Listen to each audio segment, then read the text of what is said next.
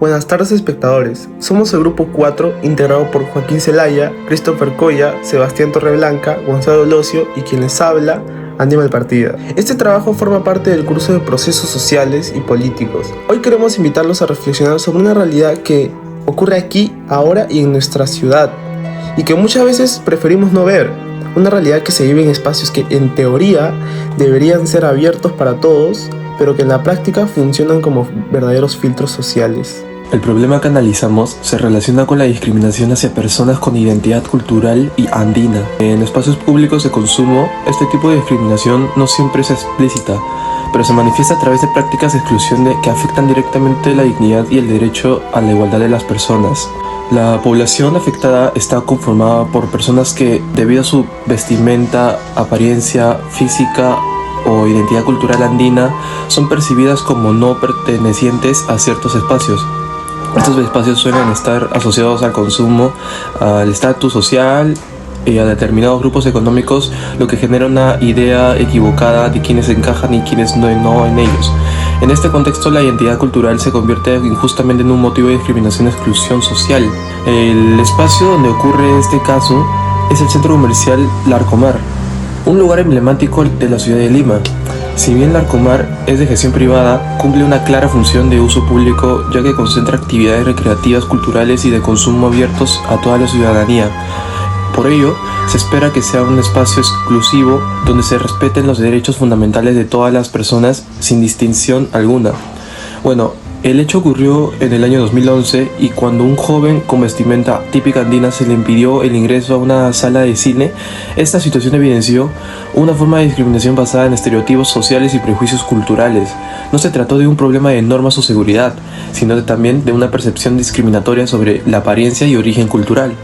Aunque este caso ocurrió hace ya varios años, sigue siendo relevante en la actualidad, ya que este tipo de prácticas discriminatorias no han desaparecido, por el contrario, continúan ocurriendo en distintos espacios urbanos, muchas veces de manera silenciosa o normalizada, afectando principalmente a personas pertenecientes a culturas históricamente marginadas. Para entender cómo se manifestó esta discriminación y qué elementos sociales están detrás de ella, es fundamental revisar cómo fue presentado este caso en los medios de comunicación. Este caso fue difundido por el diario El Mundo, bajo el titular "Impiden a un joven con vestimenta típica andina entrar a un cine en Lima".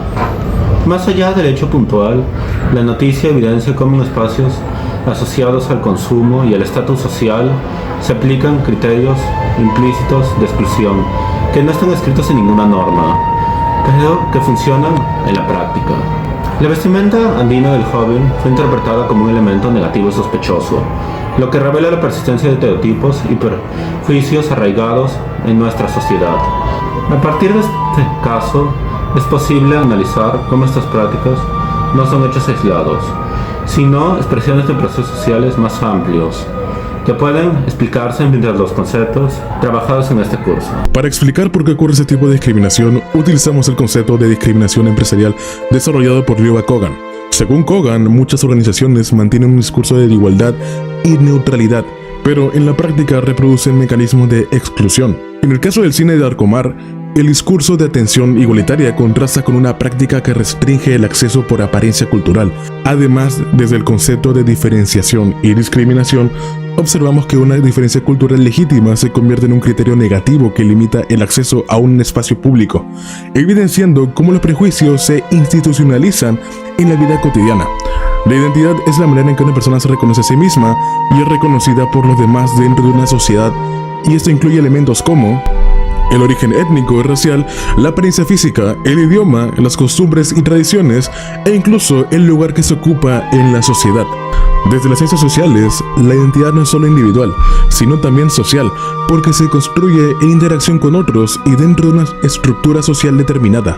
Fuente número 1, artículo de la Pontificia Universidad Católica del Perú, discriminación social en el Perú. Este artículo muestra que la discriminación racial y étnica en el Perú no siempre es explícita, como los siguientes problemas. Las personas indígenas o afrodescendientes son frecuentemente asociadas a estereotipos negativos como pobreza, ignorancia o incapacidad. La apariencia física se convierte en un criterio de valoración social, afectando el acceso a educación, trabajo y reconocimiento social.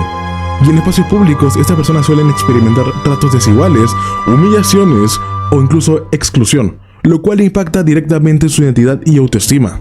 Fuente número 2, estudio de Minedu sobre afrodescendientes en Lima. Este estudio profundiza en un problema estructural, la discriminación racial en un mercado laboral. Las personas afrodescendientes enfrentan mayores dificultades para acceder a empleos formales y bien remunerados. La discriminación no se basa en capacidades reales, sino en prejuicios ligados a la apariencia racial. Estas prácticas refuerzan desigualdades históricas y limitan la movilidad social. La identidad no es un elemento neutral, sino que en contextos como el del Perú, está profundamente atravesada por relaciones de poder y desigualdad racial y étnica.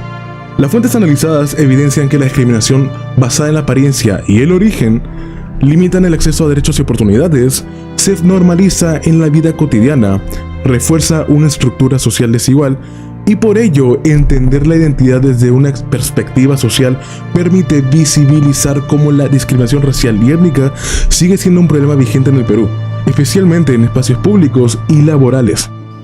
Según la encuesta nacional de percepciones y actitudes sobre la diversidad cultural y discriminación étnico-racial elaborada por el Ministerio de Cultura, más de la mitad de la población peruana ha manifestado haberse sentido discriminada en algún momento de su vida. Entre las principales razones de discriminación percibidas destacan el color de piel con un 28%, el nivel de ingresos con un 20%, los rasgos faciales y físicos con un 17%, el lugar de procedencia con un 16%, la forma de hablar con un 15% y por último la vestimenta con un 12%. En ese sentido, el caso de discriminación ocurrido en el centro del Larcomar se inserta dentro de un patrón estructural más amplio donde la apariencia cultural andina se convierte en un criterio de exclusión en espacios públicos de consumo. Por otra parte, de acuerdo con la segunda encuesta nacional de derechos humanos del Ministerio de Justicia y Derechos Humanos, el 33% de la población peruana se ha sentido discriminada en los últimos 12 meses. Asimismo, solo el 12% de las personas afectadas realizó una denuncia formal, mientras que el 44% manifestó no haber podido hacer nada frente al acto discriminatorio.